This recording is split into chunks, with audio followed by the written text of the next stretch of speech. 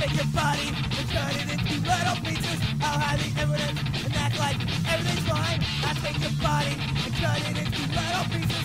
I'll hide the evidence and act like everything's fine.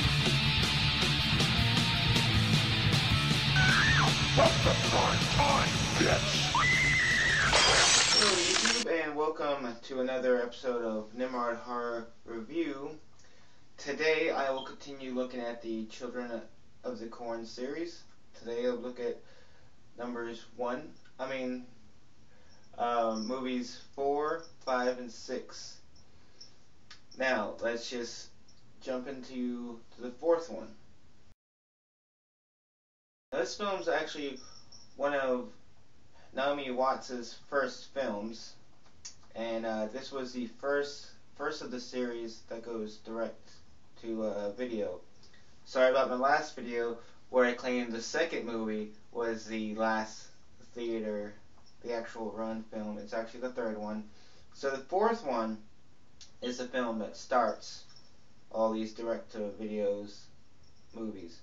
And as you know, direct to video movies seem, I guess they sell better. I don't know, but movies seem to kind of pump them out faster. Anyway, so this one is actually a interesting film in the entire series. This one does not deal with he who walks behind the rose. This one's a totally different film almost. This itself could have been a standalone, though it would have been influenced by the Children of the Corn series. Basically, what it is, it's the kids of this small town, which also has a bunch of corn. They start getting fever and sick, and the parents really don't know what's going on. But what's happening is that several years ago, I want to say like 150 years ago or something like that. It's usually like that, like 100 years, 150 years ago. A child preacher was wrongfully murdered. So now he's kind of resurrecting himself and his followers through these children and taking revenge onto the parents. This film has a lot of build-up, and there's not too many killings, even though the town doctor is killed. So Naomi Watts, who's like visiting the town, because since her mother's sick, she's not well, so she visits her just to kind of check up on her, and she's, so she becomes the local doctor, because since she was a nurse there before, but her medical knowledge is very limited.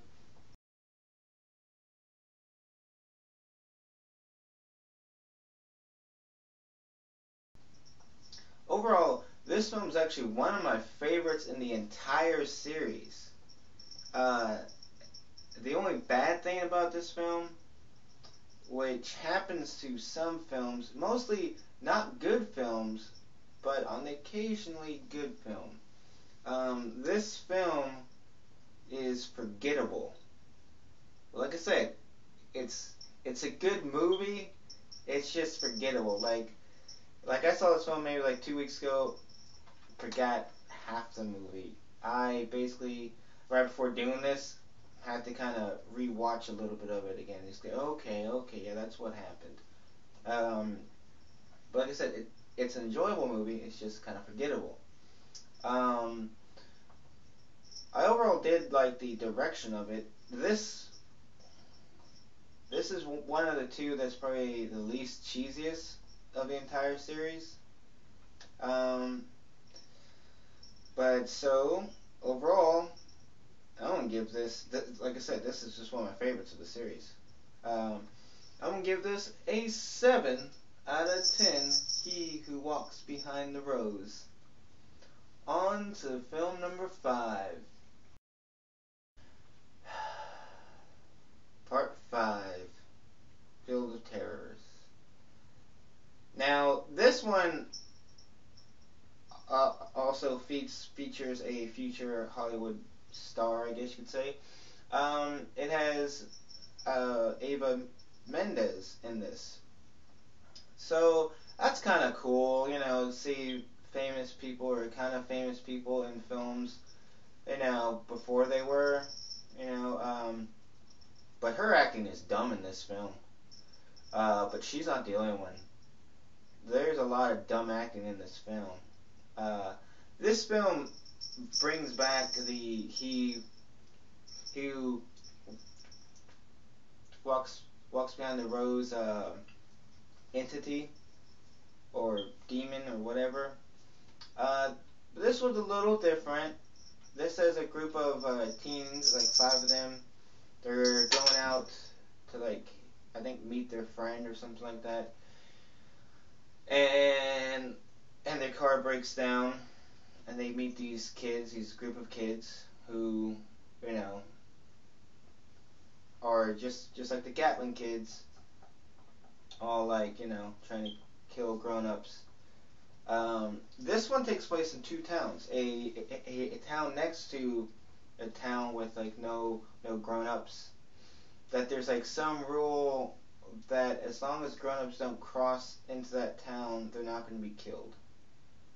Because they're sacrificing for like the corn. And this one's also a little different.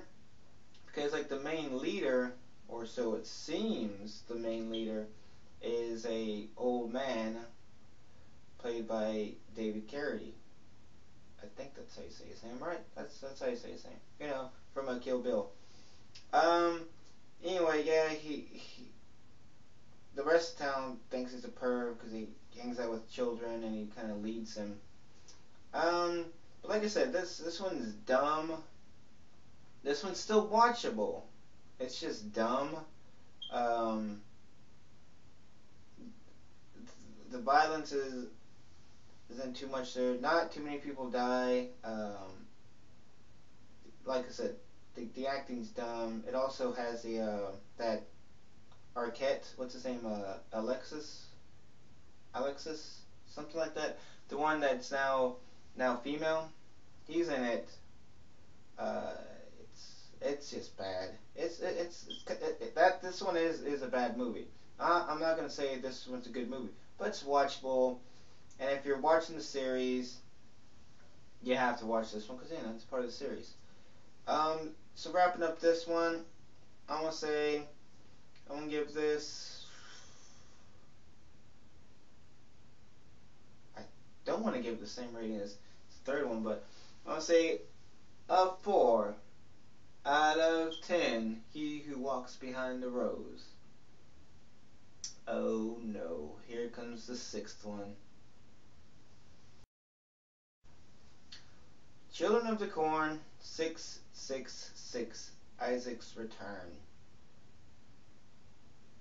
The title's stupid, 666. As if that's supposed to say, so you know what, this is going to be a good one. Well, I fell for it.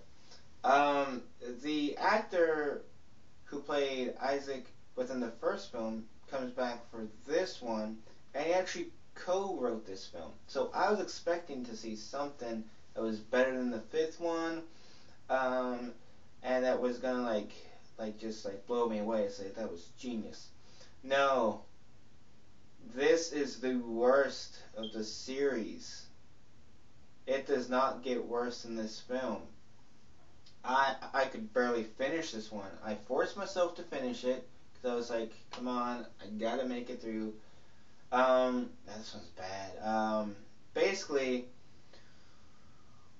what it is, it's this girl that's going back to Gatlin because her mom was born there, and I believe her mom was killed with the original Gatling kids, and she herself, as a little baby, was put up for adoption. So she's just going back to Gatlin to find out about her mom and what happened. So then, that girl kind of, I don't know what, can help Isaac come out of his coma, because apparently Isaac didn't die. He's just been been in this coma for a while, and some of the, I guess, Gatling kids or Gatling grown-ups kind of helped maintain him through these years, because they still believed in his preachings. It's dumb. Isaac, even though I think this film's like nearly 20 years after the first film, he almost looks identical.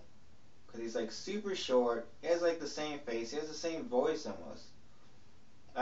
Like I said, this one's unenjoyable. This one's the worst of the series. The only reason that you would want to see this film is if you're like me and you just had to watch every film in this series. But you're not missing anything with this film. It's bland, the direction's stupid, the acting's horrible. Well, I guess it's not all horrible, the acting. Some of the actors are okay. There's a little bit more gore to this one, if I remember correctly. It's dumb. This is the dumbest of the dumb. This is the film that almost made me stop watching the rest of the series, even though there's just 2 other movies so far. But this one's stupid.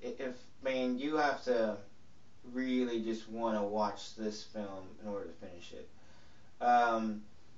With that, I'm just going to end it right there and shoot. I'll give it a few points. I'll say I'll give this a measly 2 out of 10. He who walks behind the rose. Alright, I'm almost done with the Children of the Corn series. I have 2 more films left, and let me just tell you, those make 5 and 6, they're like the greatest films compared to 5 and 6. And oh my gosh, I could have sworn that I dropped him off at his house last week. Oh my gosh, see you guys later. Malachi!